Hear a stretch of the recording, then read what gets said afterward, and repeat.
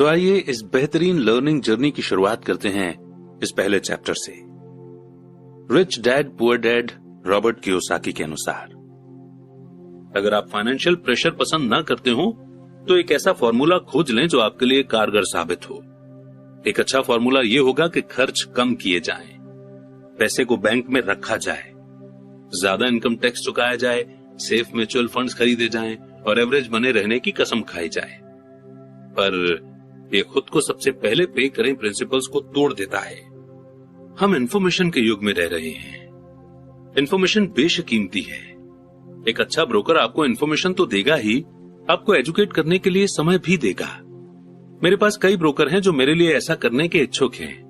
कुछ ने मुझे तब सिखाया है जब मेरे पास बहुत कम पैसा था या बिल्कुल भी पैसा नहीं था, और मैं आज भी उनके साथ हूं। मैं ब्रोकर को जितना पैसा देता हूं वो मेरे द्वारा उसकी इंफॉर्मेशन से कमाए गए पैसों से बहुत छोटा हिस्सा होती है। मैं इसे पसंद करता हूं जब मेरा रियल एस्टेट ब्रोकर या स्टॉक ब्रोकर बहुत पैसा कमाता है, क्योंकि इसका आमतौर पर यह मतलब होता है कि मैंने भी बहुत सा पैसा कमाया है। एक अच्छा ब्रोकर मुझे पैसे कमाने की जानकारी देने के अलावा मेरा समय भी बचाता है। जैसे उस समय जब मैंने खाली जमीन के टुकड़े को $9,000 में खरीदा था और तुरंत इसे $25,000 में बेच दिया ताकि मैं अपने लिए जल्दी से कार खरीद सकूं। ब्रोकर आपके मार्केट की आंख और कान है। वे हर रोज वहां होते हैं और इसलिए मेरी वहां कोई जरूरत नहीं होती। उसके बजाय मैं गोल्फ खेल सकता हूं। इसके अलावा जो लोग खुद ही अपना घर बेचते हैं उनके लिए खुद के समय की कोई खास कीमत नहीं होती। मैं कुछ पैसे बचाने के चक्कर में अपना समय क्यों खराब करूं, जबकि इस समय को मैं ज्यादा पैसा कमाने और अपने करीबी लोगों के साथ रहने में इस्तेमाल कर सकता हूं। मुझे ये बहुत मजेदार लगता है कि इतने ज्यादा गरीब और मिडिल क्लास लोग रेस्टोरेंट में खराब सर्विस के बावजूद 15 से 20% तक टिप देते हैं और ब्रोकर को 3 से 7% देने में आनाकानी और शिकायत करते हैं। वे खर्च वाले कॉलम के लोगों को टिप देते हैं और असेट वाले कॉलम के लोगों को टिप देने से कतराते हैं। ये फाइनेंशियल समझदारी नहीं है। सभी ब्रोकर एक जैसे नहीं होते। दुर्भाग्य से ज्यादातर ब्रोकर सेल्समैन होते हैं। मैं तो ये कहूंगा कि रियल एस्टेट के सेल्समैन सबसे बुरे होते हैं। वे बेचते हैं पर उनके पास खुद बहुत कम या बिल्कुल भी रियल एस्टेट नहीं होता।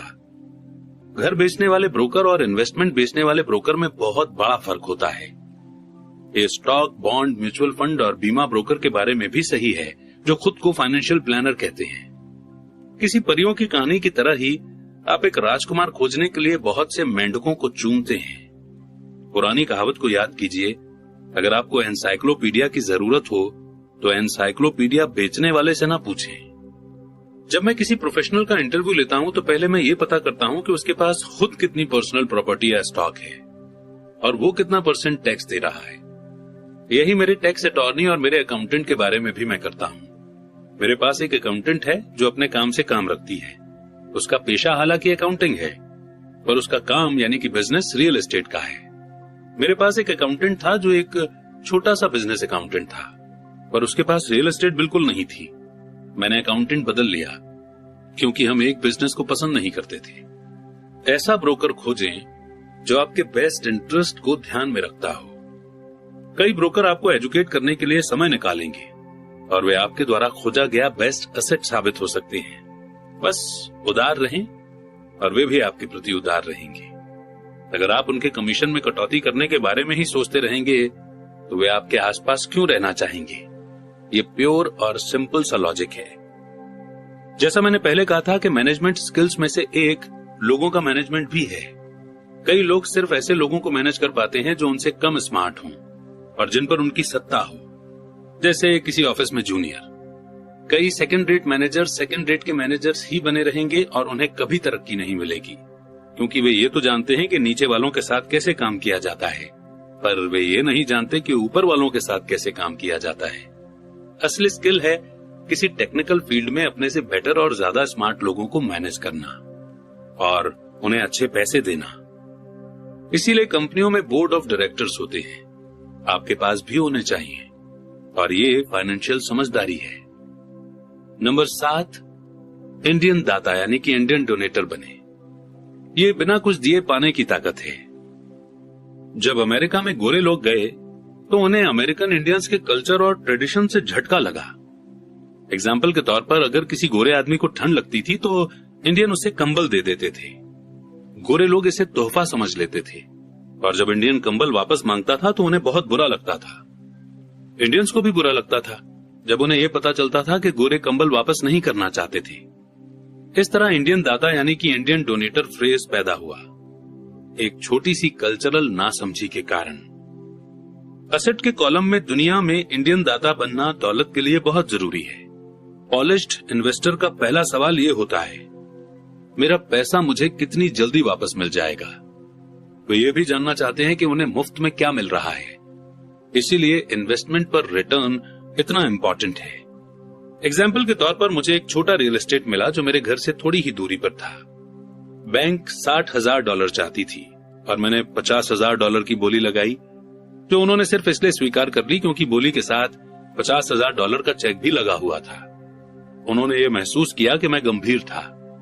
ज्यादातर इन्वेस्टर कहेंगे कि आप अपना बहुत सा पैसा फंसा नहीं रहे हैं, कैश पर लोन लेना ज्यादा बेहतर नहीं होता? इसका जवाब है, इस मामले में बिल्कुल नहीं। मेरी इन्वेस्टमेंट कंपनी ठंड के महीनों में इसे वैकेशन रेंटल के रूप में इस्तेमाल करती है। जब मौसमी पक्षी एरिजोना से आते हैं और इसे 4 महीनों के लिए $2,500 किराए पर दे देती हैं।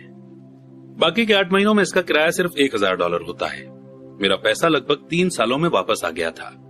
अब मैं इस प्रॉपर्टी का मालिक हूं जो हर महीने मेरी इनकम बढ़ाती रहती है। यही स्टॉक के बारे में किया जाता है।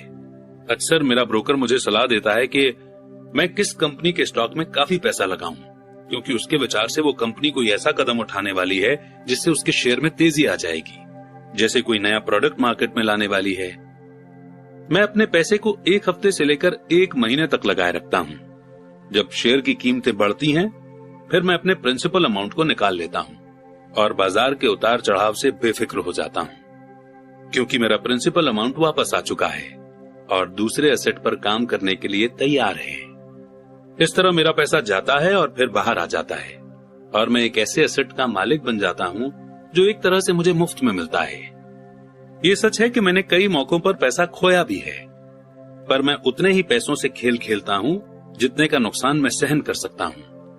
मैं ये कहूंगा कि एवरेज 10 इन्वेस्टमेंट पर मुझे 2 या 3 में बहुत फायदा होता है, जबकि 5 या 6 में कोई प्रॉफिट एंड लॉस नहीं होता और 2 या 3 में मैं घाटा भी खाता हूं। पर मैं अपने नुकसान को उसी पैसे तक सीमित कर लेता हूं जो मेरे पास उस समय होते हैं। जो लोग रिस्क से नफरत करते हैं वे अपने पैसे को बैंक में रख देते हैं और लॉन्ग टर्म में उनकी सेविंग्स कुछ नहीं से बेहतर ही होती हैं। पर आपको अपना पैसा वापस निकालने में बहुत लंबा समय लग जाता है और ज्यादातर मामलों में तो आपको इसके साथ कुछ भी मुफ्त नहीं मिलता है। पहले तो वे टोस्टर दिया करते थे, पर आजकल ऐसा बहुत ही कम होता है। मेरे हर इन्वेस्टमेंट पर एक न एक चीज मुफ्त होनी चाहिए। एक छोटा रियल एस्टेट, एक मिनी स्टोरेज, खाली जमीन का टुकड़ा, घर, स्टॉक, शेयर्स या ऑफिस बिल्डिंग, और रिस्क भी लिमिटेड होना चाहिए। इस टॉपिक पर इतनी ज्यादा किताबें लिखी जा चुकी हैं, मैं इसमें नहीं जाना चाहूंगा। मैकडॉनल्ड के मशहूर रे क्रॉक हैमबर्गर फ्रेंचाइजी इसलिए नहीं बेचते थे क्योंकि उन्हें हैमबर्गर से प्यार था, बल्कि इसीलिए क्योंकि उन्हें उस फ्रेंचाइजी के साथ आने वाला रियल एस्टेट मुफ्त मिलता था। तो समझदार इन्वेस्टर्स को इंटरेस्ट के रेट से ज्यादा चीजों का ध्यान रखना चाहिए। आपका पैसा वापस मिल जाने पर आपके पास क्या एसेट आता है, ये भी इंपॉर्टेंट है। यही फाइनेंशियल समझदारी है। नंबर 8, एसेट से लग्जरी की चीजें खरीदी जाती हैं। फोकस करने की शक्ति। मेरे एक दोस्त का बेटा बहुत खर्चीला था और उसकी जेब में ऐसा लगता था जैसे छेद हो गया हो। 16 साल की उम्र में उसे अपनी कार चाहिए थी। बहाना यह था कि सभी दोस्तों के मम्मी डैडी ने अपने बच्चों के लिए कार खरीदी है। ये लड़का अपनी सेविंग्स में से पैसे निकालकर कैश में कार खरीदना चाहता था। ऐसे समय में उसके डैडी ने मुझसे सलाह मांगी, आप क्या सोचते हैं कि मुझे उसे ऐसा करने देना चाहिए या मैं भी दूसरे पिताओं की तरह उसे कार खरीद कर दे दूं? इसके जवाब में मैंने कहा, कुछ समय के लिए तो ठीक है, पर लंबे समय के लिए आप उसे क्या सिखा पाएंगे? क्या आप अपने बच्चे की कार पाने की इच्छा से उसे कुछ सीखने के लिए इंस्पायर कर सकते हैं? अचानक उसके दिमाग की बत्तियां जल गई और वो तुरंत घर की तरफ चल पड़ा। 2 महीने बाद मुझे वो दोस्त फिर मिला। क्या तुम्हारे बेटे को अपनी नई कार मिल गई? मैंने पूछा। नहीं, उसे नहीं मिली। पर मैं गया और उसे कार के लिए $3000 दे दिए। मैंने उससे कहा कि वो अपने कॉलेज के पैसे के बजाय मेरे पैसे का इस्तेमाल करे। मैंने कहा, ये तो आपकी उदारता है। नहीं, उस पैसे के साथ एक शर्त भी जुड़ी है। मैंने आपकी सलाह मान ली और उसकी कार खरीदने की इच्छा के साथ सीखने की शर्त भी रखी है। शर्त क्या है? मैंने पूछा। पहले तो हमने आपके कैश फ्लो गेम का सहारा लिया। हमने इसे खेलते हुए पैसे की समझदारी से इस्तेमाल पर एक लंबा विचार विमर्श किया। फिर मैंने उसे वॉल स्ट्रीट की जर्नल की मेंबरशिप दिलवा दी और स्टॉक मार्केट पर कुछ किताबें भी दिलवाईं। फिर दिक्कत कहां थी? मैंने उससे कहा कि $3000 उसके हैं, पर वो उनसे सीधे कार नहीं खरीद सकता। वो इनसे स्टॉक खरीद और बेच सकता है, खुद का ब्रोकर ढूंढ सकता है, और एक बार वो इन $3000 के $6000 बना लेता है तो वो अपनी कार खरीद सकता है, और बाकी के $3000 उसके कॉलेज फंड में जाएंगे। मैंने पूछा, और इसका नतीजा क्या निकला? वो शुरुआत में किस्मत वाला रहा, पर कुछ दिनों बाद उसने अपने प्रॉफिट की सारी रकम खो दी। तब वो सचमुच इंटरेस्ट लेने लगा। आज चाहे वो $2000 के नुकसान में है, पर उसका इंटरेस्ट बहुत बढ़ गया है।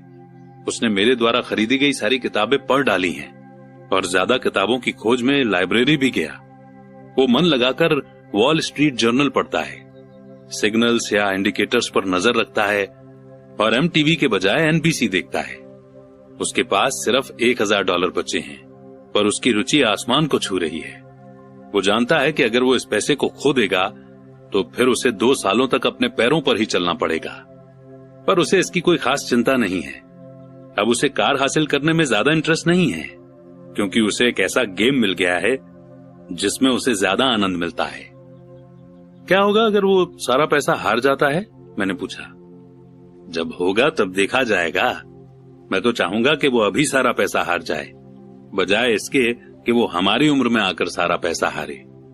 और इसके अलावा मैं तो ये मानता हूं कि उसके एजुकेशन पर खर्च किए गए ये बेस्ट $3000 थे। जो वो सीख रहा है वो जिंदगी भर उसके काम आएगा, और वो पैसे की ताकत का सम्मान करना भी सीख गया है। मुझे लगता है कि अब उसकी जेब का छेद बंद हो चुका है। जैसा मैंने खुद को सबसे पहले पे करे वाले सेक्शन में कहा था कि अगर कोई इंसान सेल्फ डिसिप्लिन की ताकत हासिल नहीं कर सकता तो बेहतर यही होगा कि वो कभी अमीर बनने की कोशिश न करे। थ्योरी के हिसाब से एसेट वाले कॉलम से कैश फ्लो डेवलप करने का प्रोसेस आसान नजर आता है, पर इसमें पैसे को दिशा देने की मेंटल सहन शक्ति की जरूरत होती है, जो मुश्किल साबित होता है। बाहरी अट्रैक्शन और लालच के कारण आज खरीदारी की दुनिया में यह ज्यादा आसान हो चला है कि पैसे को पूरा ही उड़ा दिया जाए। कमजोर मानसिक ताकत के कारण ही वो पैसा सबसे कम रेजिस्टेंस वाले रास्ते पर बह जाता है। ये गरीबी और फाइनेंशियल स्ट्रगल का कारण है। मैंने फाइनेंशियल समझदारी का यहाँ एग्जाम्पल इसलिए दिया ताकि पैसे से ज्यादा पैसे कमाने की एबिलिटी को जाना जा सके। अगर हम 100 लोगों को साल के शुरू में $10,000 दे दें तो साल के अंत में क्या होगा? 80 के पास कुछ भी नहीं बचेगा। असल में कई तो ज्यादा कर्ज में दबे होंगे, क्योंकि उन्होंने नई कार, फ्रिज, टीवी, VCR या छुट्टियों के लिए कैश पैसा दिया होगा। 16 ने उस $10,000 को 5 से 10% बढ़ाया होगा। 4 ने इसे $20,000 या लाखों तक बढ़ाया होगा। हम किसी प्रोफेशन को सीखने के लिए स्कूल जाते हैं ताकि हम पैसे के लिए काम कर सकें। मेरे विचार में यह सीखना भी इम्पोर्टेंट होता है कि पैसे से अपने लिए काम कैसे करवाया जाता है। मैं भी हर इंसान की तरह लग्जरी चीजों को पसंद करता हूं। फर्क ये है कि कई लोग इन चीजों को कर्ज लेकर खरीदते हैं। ये पड़ोसियों से मुकाबला करने का जाल है। जब मैं कार खरीदना चाहता था तब आसान रास्ता यही था कि मैं अपने बैंकर को बुलाकर लोन ले लेता, पर मैंने लायबिलिटी वाले कॉलम को बढ़ाने के बजाय एसेट वाले कॉलम पर फोकस रखा। अब तो मुझे आदत पड़ चुकी है कि मैं अपने खर्च की इच्छा से इंस्पायर होता हूं कि किस तरह उसके लिए एक्स्ट्रा पैसे जुटा सकूं। आजकल अक्सर हम अपनी मनचाही चीजों को खरीदने के लिए लोन लेने पर फोकस करते हैं और पैसा बनाने पर ध्यान नहीं लगाते। ये रास्ता कुछ समय के लिए तो आसान है, पर लंबे समय में ये बहुत मुश्किल साबित होता है। ये एक ऐसी बुरी आदत है जो हम में इंसानों के रूप में और देश के रूप में भी है। याद रखें कि आसान रास्ते अक्सर मुश्किल बन जाते हैं और मुश्किल रास्ते अक्सर आसान बन जाते हैं। जितनी जल्दी आप खुद को और अपने करीबी लोगों को पैसे के रूलर के रूप में ट्रेन कर लेंगे, उतना ही आपके लिए बेहतर होगा। पैसा बहुत बड़ी ताकत है। दुर्भाग्य से लोग पैसे की ताकत को अपने खिलाफ इस्तेमाल करते हैं। अगर आप में पैसे की समझ कम है तो पैसा आपके ऊपर राज करेगा। ये आपसे ज्यादा स्मार्ट होगा। अगर पैसा आपसे ज्यादा स्मार्ट बन जाएगा तो आप इसके लिए जिंदगी भर काम करते रहेंगे। पैसे के ऊपर राज करने के लिए आपको इससे ज्यादा स्मार्ट बनना होगा। फिर पैसा वही करेगा जो आप इससे कहेंगे। यह आपकी आज्ञा का पालन करेगा। इसके गुलाम होने के बजाय आप इसके मालिक होंगे। यही फाइनेंशियल समझदारी है। नंबर 9, हीरो की जरूरत। मिथक यानी कि झूठी बात की ताकत। जब मैं छोटा था तब मैं विली मेज, हैक आयरन और योगी बेरा का बहुत बड़ा फैन था। वे मेरे आदर्श थे। लिटिल लीग खेल रहे बच्चे के रूप में मैं उनकी तरह होना चाहता था। मैंने उनके बेसबॉल कार्ड भी संभाल कर रखे थे। मैं उनके बारे में सब कुछ जान लेना चाहता था। मैं उनके बारे में सभी स्कोर जानता था, उनके बैटिंग का एवरेज, उन्हें मिलने वाले पैसे और वे किस तरह से बड़े हुए, सब कुछ। मैं सब कुछ इसलिए जानना चाहता था क्योंकि मैं उनके जैसा बनना चाहता था।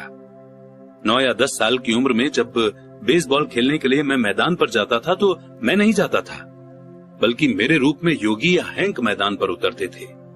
ये सीखने के सबसे पावरफुल तरीकों में से एक है जो हम बड़े होने के बाद खो देते हैं। हम अपने हीरोज को खो देते हैं। हम अपने नौसिखिएपन को खो देते हैं। आज मैं अपने घर के पास छोटे बच्चों को बास्केटबॉल खेलते देखता हूं। कोर्ट पर वे छोटे जॉनी नहीं होते हैं। वे तो माइकल जॉर्डन, सर चार्ल्स या क्लाइड होते हैं। आइडियल हीरोज को कॉपी करना नॉलेज पाने का सच्चा और पावरफुल तरीका है। और इसलिए जब ओजी सिम्पसन की तरह का हीरो बदनाम होता है तो इतनी चीख पुकार मचती है। ये किसी कोर्ट केस से ज्यादा होता है। एक आइडियल हीरो को खो देना होता है। एक ऐसा इंसान जिसकी तरह बनने का सपना लोग बचपन से संजोए थे और वे जिसकी पूजा करते थे। अचानक हमें उस इंसान को अपनी जिंदगी से निकालना पड़ता है। जब मैं बड़ा हो गया तो मेरे हीरो बदल गए। मेरे गोल्फ के हीरो बने पीटर जैकब्सन, फ्रेड कपल्स और टाइगर वुड्स। मैं उनके शॉट को कॉपी करता हूं और उनके बारे में सब कुछ पढ़ने की कोशिश करता हूं। मेरे हीरोज में Donald Trump, Warren Buffett, Peter lynch, George Soros और जिम रॉजर्स भी हैं। बड़ा हो जाने के बाद मैं उनके फिगर्स उसी तरह जानता हूं जिस तरह अपने बचपन में बेसबॉल हीरोज के फिगर्स जानता था। जब वॉरेन बफे इन्वेस्टमेंट करते हैं तो मैं उनको फॉलो करता हूं और मार्केट के बारे में, उनके नजरिए के बारे में सब कुछ पढ़ने की कोशिश करता हूं। मैं पीटर लिंच की बुक भी इसलिए पढ़ता हूं ताकि स्टॉक चुनने की उनकी टेक्निक को मैं समझ सकूं। मैं डोनाल्ड ट्रंप के बारे में इसलिए पढ़ता हूं ताकि ये जान सकूं कि वे किस तरह डील्स करते हैं। जिस तरह मैदान पर बेसबॉल के लिए बैटिंग करते जाते समय मैं खुद के रोल में नहीं था, उसी तरह जब मैं मार्केट में उतरता हूं या मैं कोई डील करता हूं तो मैं सबकॉन्शियसली ट्रंप की बहादुरी का अभिनय करता हूं। या जब मैं किसी ट्रेंड को एनालाइज करता हूं तो मैं उसे इस तरह देखता हूं जैसे पीटर लिंच ये काम कर रहे हों। आइडियल हीरो होने से हम अपनी हाईएस्ट टैलेंट के सोर्स का इस्तेमाल करते हैं, पर आइडियल हीरो हमें इंस्पायर करने से भी ज्यादा काम करते हैं। वे चीजों को ज्यादा आसान बना देते हैं। चीजें आसान दिखने के कारण हम भी उन्हीं की तरह बनना चाहते हैं। अगर वे ऐसा कर सकते हैं तो मैं भी ये कर सकता हूं।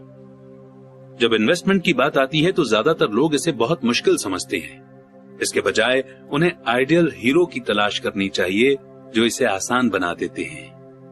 नंबर 10, सिखाओ और आपको हासिल होगा। देने की शक्ति। मेरे दोनों डैडी टीचर थे। मेरे अमीर डैडी ने मुझे ऐसा सबक सिखाया जो मेरे साथ जिंदगी भर चल रहा है, और वो सबक था परोपकार करना या देना। मेरे पढ़े लिखे डैडी ने अपने समय और ज्ञान के द्वारा दूसरों को बहुत दिया, पर शायद ही कभी अपना पैसा दिया हो। जैसा मैं बता चुका हूं कि वे कहा करते थे कि वे तभी देंगे जब उनके पास कुछ एक्स्ट्रा पैसा होगा, और उनके पास कभी भी एक्स्ट्रा पैसा नहीं होता था। मेरे अमीर डैडी ने पैसा भी दिया और एजुकेशन भी। वे देने के प्रिंसिपल में पक्का यकीन रखते थे। अगर आपको कुछ चाहिए तो आपको पहले कुछ देने की जरूरत है। वे हमेशा कहा करते थे कि जब उनका हाथ तंग होता था तब भी वे अपने चर्च या अपनी पसंदीदा चैरिटेबल ऑर्गेनाइजेशन को दान देते थे। अगर मैं आपके पास कोई विचार छोड़ना चाहता हूं तो वो ये विचार यही होगा कि जब आपको किसी चीज की कमी या जरूरत महसूस हो तो पहले उस चीज को दें, बाद में वो बाल्टियों में भरकर आपके पास लौट आएगी। ये पैसा, मुस्कुराहट, प्रेम, दोस्ती सभी के बारे में सही है। मैं जानता हूं कि कोई भी इंसान ऐसा नहीं करना चाहेगा, पर मैंने ऐसा किया है और इससे फायदा भी उठाया है। मैं विश्वास करता हूं कि लेने देने का प्रिंसिपल सही है और इसलिए मैं वही चीज देता हूं जो मैं पाना चाहता हूं। मुझे पैसा चाहिए, इसलिए मैं पैसा देता हूं और ये कई गुना होकर मेरे पास वापस आ जाता है। मैं सेल्स बढ़ाना चाहता हूं, इसलिए मैं किसी और आदमी की कोई चीज बेचने में मदद कर देता हूं और मेरी सेल्स बढ़ जाती है। अगर मैं अपने कॉन्टैक्ट्स बढ़ाना चाहता हूं और मैं किसी और के कॉन्टैक्ट बढ़ाने में मदद कर देता हूं और जादू की तरह मेरे भी कॉन्टैक्ट बढ़ जाते हैं। मैंने सालों पहले एक कहावत सुनी थी, भगवान को कुछ नहीं चाहिए पर इंसान को देना चाहिए। मेरे अमीर डैडी अक्सर कहा करते थे, गरीब लोग अमीरों से ज्यादा लालची होते हैं। उन्होंने इसे समझाते हुए कहा था कि अगर कोई इंसान अमीर है तो वो दूसरों द्वारा चाही गई कुछ चीज दे रहा है। मेरे जीवन में, मेरे तमाम सालों में जब भी मैंने पैसे की कमी या जरूरत महसूस की है तो मैंने पहले अपने दिल को टटोला है कि मैं क्या चाहता हूं और फिर इसे देने का फैसला किया है, और जब मैंने दिया है तो ये हमेशा मेरे पास वापस लौटा है। ये मुझे उस आदमी की कहानी याद दिलाता है जो सर्दियों की ठंडी रात में लकड़ियां लेकर बैठा है और पास में ही धीमे धीमे जल रहे चूल्हे पर चिल्ला रहा है, जब तुम मुझे गर्मी दोगे तब मैं कुछ लकड़ियां तुम्हारे अंदर डालूंगा। और जब पैसे, प्रेम, सुख, सेल्स और कॉन्टैक्ट्स की बात आती है तो हर इंसान को यही याद रखने की जरूरत है कि जो आप चाहते हैं पहले आप उसे दें और ये कई गुना होकर आपके पास लौट आएगा। कई बार यही सोचने का प्रोसेस कि मैं क्या चाहता हूं और इसे किसी और को किस तरह दे सकता हूं, मेरे अंदर उदारता का भाव आने लगता है। जब भी मैं ये देखता हूं कि लोग मेरी तरफ देखकर नहीं मुस्कुरा रहे हैं तो मैं आराम से मुस्कुराना और हेलो करना शुरू कर देता हूं और जादू की तरह मेरे आसपास अचानक बहुत से मुस्कुराने वाले जमा हो जाते हैं। ये सच है कि आपकी दुनिया सिर्फ आपका दर्पण है। तो मैं इसलिए कहता हूं कि सिखाओ और आपको मिलेगा। मैंने पाया है कि मैं सीखने वालों को जितनी गंभीरता से जितना ज्यादा सिखाता हूं, मैं भी उतना ही ज्यादा सीखता हूं। अगर आप पैसे के बारे में सीखना चाहते हैं तो इसे किसी और को सिखाएं। ऐसा करने से आपके दिमाग में बहुत से नए विचारों और फॉर्मूलों की बाढ़ आ जाएगी। ऐसे भी समय आए हैं जब मैंने दिया है और कुछ भी वापस नहीं लौटा, या जो मुझे मिला वो मैं नहीं चाहता था, पर करीबी जांच और सेल्फ एनालिसिस से मुझे पता चला कि उन मामलों में मैं देने के लिए नहीं दे रहा था बल्कि पाने के लिए दे रहा था। मेरे डैडी ने टीचर्स को सिखाया और वे एक मास्टर टीचर बन गए। मेरे अमीर डैडी ने यंग लोगों को अपना बिजनेस करने का तरीका सिखाया। मैं पीछे पलट कर देखता हूं कि ये सीखने वालों की अपनी नॉलेज के प्रति उदारता ही थी जिसके कारण वे ज्यादा स्मार्ट बन गए। इस दुनिया में ऐसी ताकतें हैं जो हमसे ज्यादा स्मार्ट हैं। आप वहां खुद अपने दम पर पहुंच सकते हैं, पर उन ताकतों की मदद से वहां पहुंचना ज्यादा आसान होता है। आपको बस करना इतना ही है कि आप उदार हो जाएं और वे ताकतें भी आपके प्रति उदार हो जाएंगी। और एक से बढ़कर एक लेसन देता हुआ चैप्टर 9 यहीं पर रुकता है। चैप्टर नंबर 10, और ज्यादा चाहिए। कुछ काम जो आपको करने चाहिए। हो सकता है कि कई लोग मेरे 10 स्टेप से संतुष्ट ना हो। उनकी नजर में ये फिलॉसफी ज्यादा है और इसमें काम की बातें कम है। मैं मानता हूं कि फिलॉसफी भी उतनी ही इंपॉर्टेंट है जितनी की काम की बातें हैं। ऐसे कई लोग हैं जो सोचने के बजाय करना चाहते हैं, और ऐसे लोग भी हैं जो सोचते हैं पर करते कुछ नहीं है। मैं यही कहूंगा कि मैं दोनों तरह के लोगों का कॉम्बिनेशन हूं। मैं नए विचारों को पसंद करता हूं और मैं काम करना भी पसंद करता हूं। तो उन लोगों के लिए जो किस तरह शुरू करें के बारे में कुछ बातें जानना चाहते हैं, मैं शॉर्ट में कुछ ऐसी बातें बताऊंगा जो मैं करता हूं। आप जो कर रहे हैं वो करना बंद कर दें। दूसरे शब्दों में, छुट्टी लें और ये असेस करें कि कौन सी चीज काम आ रही है और कौन सी चीज काम नहीं आ रही है। पागलपन की डेफिनेशन यही है कि आप वही चीज करते चले जाएं और अलग रिजल्ट की उम्मीद करें। जो कामयाब नहीं हो रहा है वो करना बंद कर दें और कुछ नया करने की खोज करें। नए आइडियाज की तलाश करें। नए इन्वेस्टमेंट के विचारों के लिए मैं किताबों की दुकान में जाता हूं और अलग अलग और अनूठे सब्जेक्ट्स पर किताबें ढूंढता हूं। मैं उन्हें फॉर्मूलों का नाम देता हूं। मैं कैसे करे किताबें उस फॉर्मूले के लिए खरीदता हूं जिसके बारे में मैं कुछ भी नहीं जानता। एग्जाम्पल के लिए मैंने एक किताब की दुकान में जोएल मॉस्कोविट्ज की किताब द 16% सॉल्यूशन देखी। मैंने वो बुक खरीदी और पढ़ डाली। तुरंत काम करो। अगले गुरुवार को मैंने बिल्कुल वही किया जो बुक में कहा गया था। मैंने हर स्टेप बुक के अनुसार उठाया था। वकीलों के ऑफिसों या बैंकों में मैंने रियल एस्टेट के डील्स के साथ भी यही किया है। ज्यादातर लोग तुरंत स्टेप नहीं उठाते हैं, या वे एक तरह से इस बात का इंतजार करते हैं कि कोई आएगा और उन्हें बताएगा कि उनके द्वारा सीखा गया नया फॉर्मूला गलत है और उसे फॉलो करना बिल्कुल बेकार है। मेरे पड़ोसी ने मुझे बताया कि मेरा 16% का फॉर्मूला क्यों बेकार है। बहरहाल मैंने उसकी बात पर इसलिए ध्यान नहीं दिया क्योंकि उसने ऐसा कभी करके नहीं देखा था। किसी ऐसे इंसान को खोजें जिसने वो किया हो जो आप करना चाहते हैं। उन्हें लंच पर ले जाएं, उनसे टिप्स लें, बिजनेस की बारीकियां समझें। अपने 16% के सर्टिफिकेट्स के लिए मैं काउंटी टैक्स ऑफिस गया और मैंने वहां पर काम करने वाली गवर्नमेंट एम्प्लॉय को खोजा। मैंने पाया कि वो भी इनमें इन्वेस्ट करती है। तुरंत ही मैंने उसे लंच पर इनवाइट किया। उसने एक्साइटेड होकर मुझे समझा दिया कि इसे कैसे करना है और उसने अपना पूरा ज्ञान मेरे सामने परोस दिया। लंच के बाद उसने पूरे दिन मुझे वे जगह दिखाई जहां मैं इस तरह की डील कर सकता था। अगले दिन तक मैंने उसकी मदद से 2 बड़ी प्रॉपर्टी को पा लिया था और मैं तब से उन पर 16% के रेट से इंटरेस्ट कमा रहा हूं। मुझे बुक पढ़ने में 1 दिन लगा, स्टेप उठाने में 1 दिन लगा, लंच में 1 घंटा लगा और 2 बड़े डील्स करने में सिर्फ 1 दिन लगा। क्लासेस में हिस्सा लें और कोर्सेस खरीदें।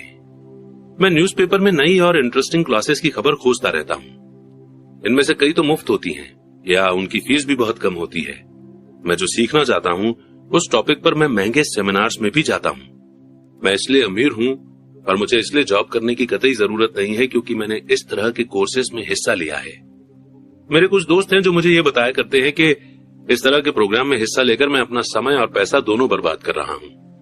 वे आज भी वही काम कर रहे हैं। हमेशा ऑफर देते रहें।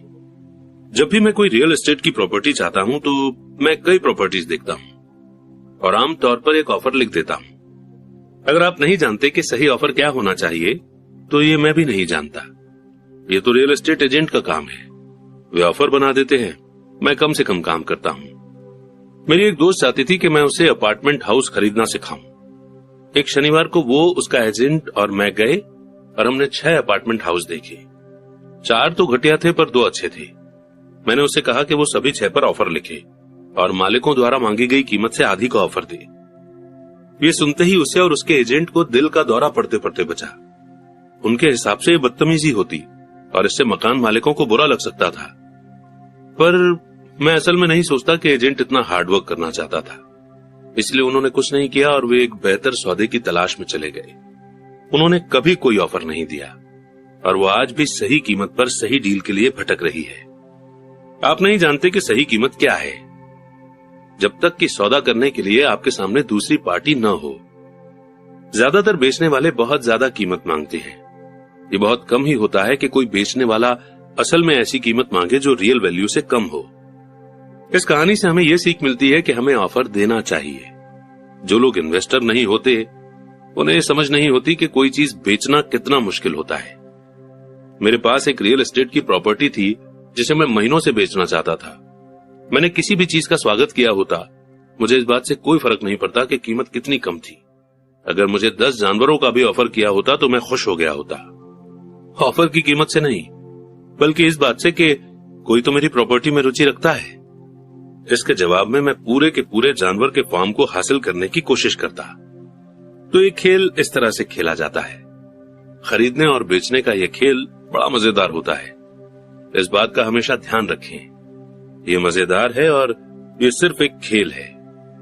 ऑफर देते रहें, कोई तो कभी हां कहेगा। और मैं हमेशा अपने ऑफर के बचाव के लिए एक लाइन डाल देता हूं। रियल एस्टेट में मैं हमेशा अपने ऑफर में लिखता हूं कि बिजनेस पार्टनर की सहमति के बाद ही यह समझौता फाइनल माना जाएगा। मैं ये कभी नहीं बताता कि मेरा बिजनेस पार्टनर कौन है। ज्यादातर लोग ये नहीं जानते कि मेरी बिजनेस पार्टनर मेरी बिल्ली है। अगर वे ऑफर को मान लेते हैं और मैं सौदा नहीं करना चाहता तो मैं घर फोन लगाता हूं और अपनी बिल्ली से बात कर लेता हूं। मैं ये अजीबोगरीब किस्सा इसलिए बता रहा हूं ताकि आप ये जान सकें कि ये खेल कितना आसान है। ज्यादातर लोग चीजों को बहुत ज्यादा कॉम्प्लेक्स बना देते हैं और उन्हें काफी गंभीरता से लेते हैं। एक अच्छा सौदा खोजना या सही बिजनेस ढूंढना, सही लोग या सही इन्वेस्टर ढूंढना दरअसल डेटिंग की तरह ही है। आपको मार्केट में जाना होता है और बहुत से लोगों से बात करनी होती है और बहुत से ऑफर देने होते हैं। कई ऑफरों का जवाब देना होता है, चर्चा करनी होती है, एक्सेप्ट या रिजेक्ट करना होता है।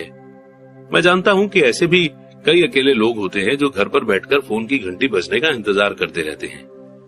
पर जब तक आप सिंडी क्रॉफर्ड या टॉम क्रूज नहीं हो, मैं सोचता हूं कि आपके लिए बेहतर तो यही होगा कि आप मार्केट में जाएं, चाहे सुपरमार्केट में ही चले जाएं, खोजें, ऑफर दें, रिजेक्ट करें, बार्गेनिंग करें और एक्सेप्ट करें। यह जिंदगी में हर चीज के बारे में रिपीट किया जाने वाला प्रोसेस है। महीने में एक बार किसी फिक्स जगह से 10 मिनट तक जॉगिंग करते हुए या टहलते हुए या गाड़ी चलाते हुए निकले। मैंने अपने कुछ बेहतरीन रियल एस्टेट इन्वेस्टमेंट तो जॉगिंग करते समय ही खोजे हैं। मैं 1 साल तक किसी भी फिक्स दायरे में जॉगिंग करता था। मैं बदलाव को देखता रहता था। किसी भी डील में फायदे के लिए 2 एलिमेंट का होना जरूरी है, एक तो डील और दूसरा बदलाव। हालांकि सौदे तो बहुत से होते हैं, पर बदलाव को भांप लेने से सौदा एक फायदेमंद मौके में बदल जाता है। इसलिए जब मैं जॉगिंग करता हूं तो मैं जॉगिंग करने के लिए ऐसी जगह चुनता हूं जहां मैं इन्वेस्ट करना चाहता हूं। बार बार उसी जगह के चक्कर लगाने से मैं वहां हो रहे छोटे छोटे बदलावों को देख सकता हूं। मैं ऐसे रियल एस्टेट के साइन बोर्ड को भी भांप लेता हूं जो वहां लंबे समय से लगे हुए हैं। इसका मतलब ये होता है कि बेचने वाला सौदा करने के लिए बहुत ज्यादा इच्छुक होगा। मैं जाते हुए ट्रकों को भी देखता रहता हूं और आते हुए ट्रकों पर भी नजर लगाए रहता हूं। मैं रुककर ड्राइवरों से बात करता हूं। मैं पोस्टमैन से भी बात करता हूं। उन्हें अपने इलाके के बारे में गजब की जानकारी होती है। मैं एक बुरा इलाका खोज लेता हूं, खासकर ऐसा इलाका जहां लोग किसी बुरी खबर से डरे हुए होते हैं। मैं वहां साल में कई बार ये देखने के लिए चक्कर लगाता हूं कि सुधार के लक्षण कहां नजर आ रहे हैं। मैं रिटेलर से बात करता हूं, खासकर नए दुकानदारों से, और उनसे पूछता हूं कि वे इस इलाके में क्यों आए हैं। इसके लिए महीने में कुछ मिनट का समय देना होता है और मैं इसे तब करता हूं जब मैं एक्सरसाइज कर रहा होता हूं या इसी तरह का कोई दूसरा काम कर रहा होता हूं, जैसे स्टोर आने या जाने का काम।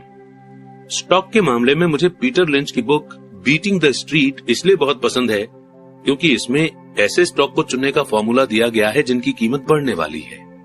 मैंने पाया है कि कीमत बढ़ने के प्रिंसिपल हर जगह एक जैसे होते हैं, चाहे वो रियल एस्टेट हो, स्टॉक हो या म्यूचुअल फंड हो। नया पालतू कुत्ता हो, नया घर हो, नया जीवन साथी हो या लॉन्ड्री के डिटर्जेंट पर बार्गेनिंग हो, प्रोसेस लगभग वही रहता है। आपको ये जानने की जरूरत होती है कि आप किसकी तलाश कर रहे हैं और इसके बाद आपको उसे तलाशना होता है। कस्टमर हमेशा गरीब क्यों रहेंगे? जब सुपरमार्केट में कोई सेल लगती है, जैसे टॉयलेट पेपर की, तो कस्टमर दौड़कर स्टॉक इकट्ठा कर लेते हैं। जब स्टॉक मार्केट में सेल लगती है, जिसे आमतौर पर क्रैश या उतार या सुधार कहा जाता है, तो कस्टमर इससे दूर भाग जाते हैं। जब सुपरमार्केट अपनी कीमतें बढ़ा देता है, तो कस्टमर कहीं और जाकर खरीदारी करते हैं। जब स्टॉक मार्केट अपनी कीमतें बढ़ा देता है, तो कस्टमर खरीदना शुरू कर देते हैं। सही जगहों पर खोजें। मेरे पड़ोसी ने कॉन्डोमिनियम यानी कि रियल एस्टेट $1 लाख में खरीदा। मैंने उसके बगल में वैसा ही कॉन्डोमिनियम $50,000 में खरीदा। उसने मुझे बताया कि वो कीमतों के बढ़ने का इंतजार कर रहा है। मैंने उससे कहा कि फायदा खरीदते समय होता है, न कि बेचते समय। उसने एक ऐसे रियल एस्टेट ब्रोकर को चुना था जिसकी खुद की कोई प्रॉपर्टी नहीं थी। मैंने एक बैंक के फोरक्लोजर डिपार्टमेंट की मदद ली थी। मैंने एक क्लास में $500 की फीस देकर यह सीखा था कि ऐसा कैसे किया जा सकता है। मेरे पड़ोसी का विचार था कि रियल एस्टेट के इन्वेस्टमेंट की क्लास के लिए $500 की फीस बहुत महंगी थी। उसने कहा कि उसके पास न तो इतने पैसे हैं और न ही समय, इसलिए अब वो कीमत बढ़ने का इंतजार कर रहा है। मैं पहले तो उन लोगों की तलाश करता हूं जो खरीदना चाहते हैं, फिर मैं उस आदमी को ढूंढता हूं जो बेचना चाहता है। मेरा एक दोस्त एक जगह प्लॉट ढूंढ रहा था। उसके पास पैसा था पर समय नहीं था। मैंने भी ढूंढना शुरू किया और मुझे अपने दोस्त की जरूरत से बड़ा जमीन का टुकड़ा मिल गया। मैंने इसे एक ऑप्शन के साथ जोड़ दिया। अपने दोस्त को फोन किया और उसे इसका ऑफर दिया। उसे जमीन का छोटा टुकड़ा चाहिए था, इसलिए मैंने उसकी जरूरत का टुकड़ा उसे बेच दिया और जरूरत खरीद ली। जमीन का बाकी बचा टुकड़ा मैंने मुफ्त ही अपने पास रख लिया। इस कहानी से हमें यह सीख मिलती है कि खरीदो और उसे टुकड़ों में बांट दो। ज्यादातर लोग अपनी हैसियत के मुताबिक सामान की खोज करते हैं, इसलिए वे कम सामान की ज्यादा कीमत चुकाते हैं। छोटे विचार वाले लोगों को बड़े मौके नहीं मिलते। इसलिए अगर आप ज्यादा अमीर बनना चाहते हैं तो पहले बड़े विचारों को सोचना शुरू करें। दुकानदार ज्यादा सामान खरीदने वालों को डिस्काउंट देते हैं, और वे ऐसा इसलिए करते हैं क्योंकि ज्यादातर बिजनेसमैन ज्यादा खर्च करने वाले लोगों को पसंद करते हैं। अगर आप भी कम खर्च करते हो तो भी आपको हमेशा बड़े विचारों को ही सोचना चाहिए। जब मेरी कंपनी को कंप्यूटर खरीदने थे तो मैंने अपने बहुत से दोस्तों से फोन पर पूछा कि क्या उन्हें भी कंप्यूटर खरीदना है। हम सब मिलकर कई डीलरों के पास गए और एक बढ़िया डील कर ली, क्योंकि हमें बहुत से कंप्यूटर खरीदने थे। मैंने यही शेयरों के साथ भी किया है। छोटे लोग हमेशा छोटे ही रहेंगे क्योंकि उनकी सोच छोटी है। अकेले काम करें या फिर काम ही ना करें। इतिहास से सीखें। स्टॉक एक्सचेंज की सभी बड़ी कंपनियां छोटी कंपनियों के रूप में शुरू हुई थीं। कर्नल सैंडर्स तब तक अमीर नहीं हुए थे जब तक 60 साल की उम्र में उन्होंने अपना सब कुछ नहीं गंवा दिया था। बिल गेट्स 30 साल से भी कम उम्र में दुनिया के सबसे अमीर लोगों में से एक हैं। एक्टिव होना हमेशा इनएक्टिव होने को हरा देता है। मैं मौके की पहचान के लिए कुछ चीजें हैं जो करता आया हूं और अब भी कर रहा हूं। इनमें से सबसे इंपॉर्टेंट शब्द हैं किया और करो। जैसा इस बुक में कई बार दोहराया जा चुका है, असेट के रिवॉर्ड को पाने से पहले आपको एक्टिव होना पड़ेगा। तो काम पर जुट जाएं अभी से ही। और इन्हीं कुछ लर्निंग्स के साथ में चैप्टर 10 यहीं पर समाप्त होता है। एक बार फिर से मैं यही कहूंगा कि इस चैप्टर की जितनी भी लर्निंग्स हैं उन्हें नोट कर लें, क्योंकि अब हम बढ़ेंगे कंक्लूजन की ओर। सिर्फ $7,000 में कॉलेज की एजुकेशन। रॉबर्ट कियोसाकी यानी कि इस बुक के ऑथर कहते हैं कि अब जब ये बुक खत्म हो रही है और छपने जा रही है, मैं आपके साथ अपना एक आखिरी विचार बांटने जा रहा हूं। इस बुक को लिखने का खास कारण लोगों को यह सिखाना था कि किस तरह पैसे की समझ से जिंदगी की आम प्रॉब्लम को सुलझाया जा सकता है। फाइनेंशियल ट्रेनिंग के बिना हम उन्हीं घिसे पिटे फॉर्मूलों के सहारे जिंदगी काट देते हैं, जैसे कड़ी मेहनत करो, बचाओ, उधार लो और बहुत ज्यादा टैक्स चुकाओ। आज हमें ज्यादा समझदारी की जरूरत है। मैं नीचे दी हुई कहानी को एक ऐसे फाइनेंशियल प्रॉब्लम के अंतिम एग्जाम्पल के रूप में पेश कर रहा हूं जिससे कई परिवार आज जूझ रहे हैं।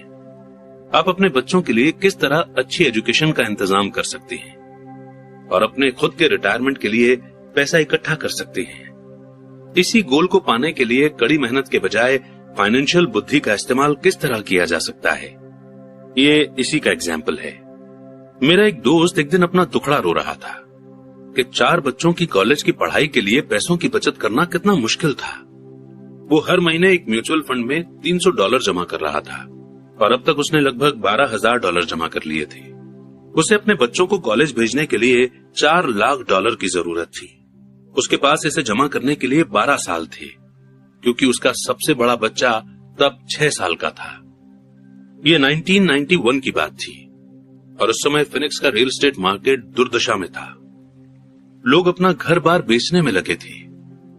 मैंने अपने साथी को सुझाया कि उसके पास म्यूचुअल फंड में जो पैसा जमा है उसके कुछ हिस्से से वो एक घर खरीद ले। ये विचार उसे कुछ कुछ जम गया और हम इस संभावना पर विचार करने लगे। उसकी मेन चिंता यही थी कि एक और घर खरीदने के लिए उसके बैंक में क्रेडिट नहीं था और उसके पास इतना कैश नहीं था। मैंने उसे भरोसा दिलाया कि किसी प्रॉपर्टी को फाइनेंस करवाने के लिए बैंक के पास जाने के अलावा दूसरे रास्ते भी होते हैं। हमने 2 हफ्तों तक एक मकान खोजा, एक ऐसा घर जो हमारी सारी जरूरतों को पूरा करता हो। चुनने के लिए यानी कि चूज करने के लिए हमारे पास बहुत से घर थे, इसलिए हमें शॉपिंग में मजा भी बहुत आ रहा था। आखिरकार हमने एक अच्छे मोहल्ले में 3 बेडरूम और 2 बाथरूम वाला घर पसंद किया।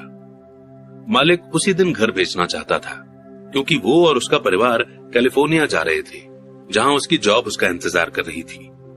वो $1,02,000 चाहता था, पर हमने उसे $79,000 का ऑफर दिया।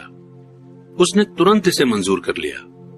उस घर पर एक नॉन क्वालिफाइंग लोन था, जिसका मतलब यह था कि कोई बिना जॉब वाला आदमी भी उसे बैंकर के अप्रूवल के बिना खरीद सकता था। मकान मालिक पर $72,000 का कर्ज बाकी था। मेरे दोस्त को सिर्फ बचे हुए $7,000 का इंतजाम करना था, जो कि कर्ज की रकम और खरीदने की राशि का फर्क था, यानी कि लोन के अमाउंट से माइनस किया हुआ amount. $79,000 minus $72,000 is equal to $7,000। जैसे ही मालिक ने घर खाली किया, मेरे दोस्त ने मकान किराए पर उठा दिया। सारा खर्च निकालने के बाद, जिसमें लोन की इंस्टॉलमेंट भी शामिल थी, उसकी जेब में हर महीने 125 यानी कि $125 आने लगे। उसका प्लान था कि वो मकान को 12 साल तक अपने पास रखे और हर महीने मिलने वाले एक्स्ट्रा $125 का इस्तेमाल करके जल्दी से जल्दी कर्ज उतार दे। हमने अनुमान लगाया कि 12 सालों में कर्ज का एक बड़ा हिस्सा चुक जाएगा और जब उसका पहला बच्चा कॉलेज जाएगा तो उसके पास हर महीने $800 की इनकम होगी। अगर उसकी मकान की कीमत बढ़ जाती है तो वो घर को बेच भी सकता था। 1994 में फिनिक्स रियल एस्टेट मार्केट अचानक से बदल गया और उसे उसी घर के लिए उसके किराएदार ने $1,56,000 यानी कि $1,56,000 का ऑफर दिया, जो उस घर में रहता था और उसे पसंद करने लगा था। एक बार फिर उसने मुझसे पूछा कि इस बारे में मैं क्या सोचता हूं, और मैंने कहा कि वो इसे 1031 टैक्स फ्री एक्सचेंज के आधार पर बेच दे। अचानक ही उसके पास लगभग $80,000 एक्स्ट्रा आ गए। मैंने ऑस्टिन टेक्सास में अपने एक और दोस्त को फोन किया, जिसने इस एक्स्ट्रा पैसे को एक मिनी स्टोरेज फैसिलिटी में लगा दिया।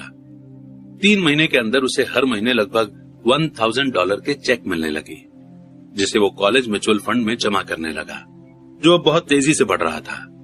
1996 में मिनी वेयर हाउस बिक गया और उसे लगभग $3,30,000 का चेक मिला, जो उसने एक नए प्रोजेक्ट में लगा दिए, जिससे उसे हर महीने $3,000 से ज्यादा इनकम होने लगी, जो उसके कॉलेज म्यूचुअल फंड में जाने लगी।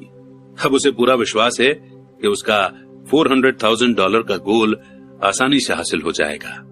इसके लिए उसे शुरुआत में सिर्फ $7,000 और थोड़ी सी फाइनेंशियल बुद्धि का इस्तेमाल करना पड़ा। उसके बच्चों को अब उतनी अच्छी एजुकेशन मिल सकती है जो वो हासिल करना चाहते हैं, और वो अपने ओरिजिनल कैपिटल का इस्तेमाल अपने रिटायरमेंट के लिए कर सकता है, जो अभी उसने सी कॉर्पोरेशन में इन्वेस्ट की हुई है। इस सक्सेसफुल इन्वेस्टमेंट स्ट्रेटेजी के कारण अब वो जल्दी ही रिटायरमेंट ले सकता है। इस बुक को सुनने के लिए धन्यवाद। मुझे आशा है कि इससे आपको कुछ फाइनेंस से रिलेटेड नॉलेज मिली होगी कि किस तरह पैसे की ताकत का इस्तेमाल किया जाए, पैसा आपके लिए काम करे। आज हमें बचे रहने के लिए भी पैसे की समझ की जरूरत है। ये विचार कि पैसा बनाने के लिए पैसे की जरूरत होती है, फाइनेंशियल रूप से ना समझ लोगों का विचार होता है। इसका यह मतलब नहीं है कि वे समझदार नहीं हैं। इसका मतलब सिर्फ इतना है कि उन्होंने पैसा बनाने की स्किल अभी नहीं सीखी है। पैसा सिर्फ एक थॉट है। अगर आप पैसा कमाना चाहते हैं तो सिर्फ अपने थॉट्स को बदल लें। हर सेल्फ मेड आदमी ने छोटे स्केल पर एक थॉट से शुरुआत की थी और बाद में इसे बड़ा किया था। यही इन्वेस्टमेंट के बारे में भी अप्लाई होता है। शुरू करने के लिए सिर्फ कुछ डॉलर ही काफी हैं और बाद में इनसे बड़ी रकम बनाई जा सकती है। मैं ऐसे बहुत से लोगों से मिला हूं जो जिंदगी भर किसी बड़ी डील के पीछे भागते रहते हैं या बड़ी डील के लिए बहुत सा पैसा जुटाते रहते हैं, पर मेरी नजर में यह मूर्खता है। ज्यादातर मैंने नासमझ इन्वेस्टर्स को अपना बड़ा अंडा एक ही कॉन्ट्रैक्ट में लगाते हुए और इस कारण उन्हें तेजी से बर्बाद होते हुए देखा है। वे अच्छे काम करने वाले हो सकते हैं, वे अच्छे सिटीजन हो सकते हैं, पर वे अच्छे इन्वेस्टर नहीं थे। पैसे के बारे में एजुकेशन और बुद्धि इंपॉर्टेंट है। जल्दी शुरुआत करें, कोई बुक खरीदें, किसी सेमिनार में जाएं, प्रैक्टिस करें, छोटी शुरुआत करें। मैंने 6 साल से भी ज्यादा कम समय में $5,000 को $10 लाख की प्रॉपर्टी में बदला है, जिससे हर महीने $5,000 यानी कि $5,000 का कैश फ्लो आता है। पर मैंने ये बचपन से सीखा है। मैं आपको सीखने के लिए इसलिए एनकरेज करता हूं क्योंकि ये इतना मुश्किल नहीं है। दरअसल एक बार आपको इसकी लत पड़ जाए तो आपके लिए ये आसान हो जाएगा। मैं समझता हूं कि मैंने अपना मैसेज बहुत क्लियर तरीके से पहुंचा दिया है। आपके हाथ में क्या है, इस बात का फैसला इस बात से होता है कि आपके दिमाग में क्या है।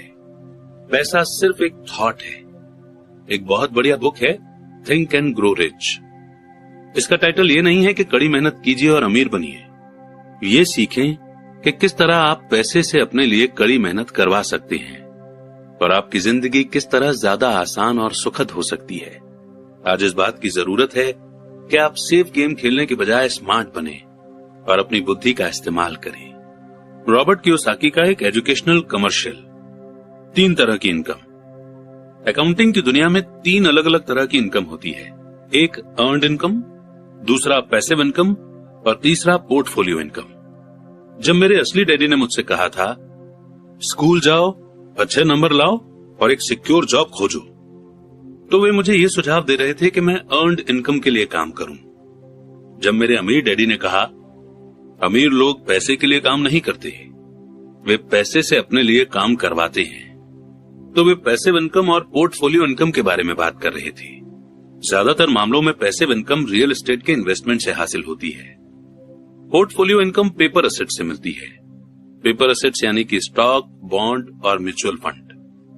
पोर्टफोलियो इनकम वो इनकम है जिससे बिल गेट्स दुनिया के सबसे अमीर आदमी बन गए। वे अर्न्ड इनकम के द्वारा अमीर नहीं बने। अमीर डैडी कहा करते थे अमीर बनने की चाबी है अर्न्ड इनकम को पैसिव इनकम और पोर्टफोलियो इनकम में जितनी जल्दी संभव हो सके बदलने की काबिलियत। वे कहते थे अर्न्ड इनकम पर टैक्स सबसे ज्यादा लगता है, सबसे कम टैक्स पैसिव इनकम पर लगता है। एक और कारण है कि आप अपने पैसे से अपने लिए कड़ी मेहनत करवाएं। गवर्नमेंट उस इनकम पर ज्यादा टैक्स लगाती है जिसके लिए आप कड़ी मेहनत करते हैं, और उस इनकम पर कम टैक्स लगाती है जिसके लिए आपका पैसा कड़ी मेहनत करता है। अमीर डैडी कहा करते थे सच्चा इन्वेस्टर सिर्फ यही करता है कि वो अपनी अर्न्ड इनकम को पैसिव और पोर्टफोलियो इनकम में बदल ले। अगर आप ये जानते हैं कि आप क्या कर रहे हैं तो इन्वेस्ट करना रिस्की नहीं है। ये सिर्फ कॉमन सेंस की बात है। फाइनेंशियल आजादी की चाबी। फाइनेंशियल आजादी और ढेर सारी दौलत की चाबी है किसी इंसान की अपनी अर्न्ड इनकम को पैसिव इनकम और पोर्टफोलियो इनकम में बदलने की स्किल या काबिलियत।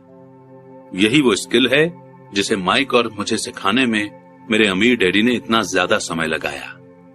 उस एबिलिटी के कारण ही आज मेरी पत्नी किम और मैं फाइनेंशियल रूप से आजाद हैं और हमें काम करने की कोई जरूरत नहीं है। हम सिर्फ इसलिए काम करते हैं क्योंकि हमें काम करना अच्छा लगता है। आज हम एक रियल एस्टेट इन्वेस्टमेंट कंपनी के मालिक हैं जिससे हमें पैसिव इनकम मिलती है, और हम पोर्टफोलियो इनकम के लिए शेयर मार्केट में आईपीओ या पर्सनल रूप से भाग लेते हैं। हमने अपनी पार्टनर शेरॉन लेक्टर के साथ मिलकर ये फाइनेंशियल इंटेलिजेंस कंपनी भी बनाई है जो बुक्स, टेप और गेम्स बनाती है और पब्लिश करती है।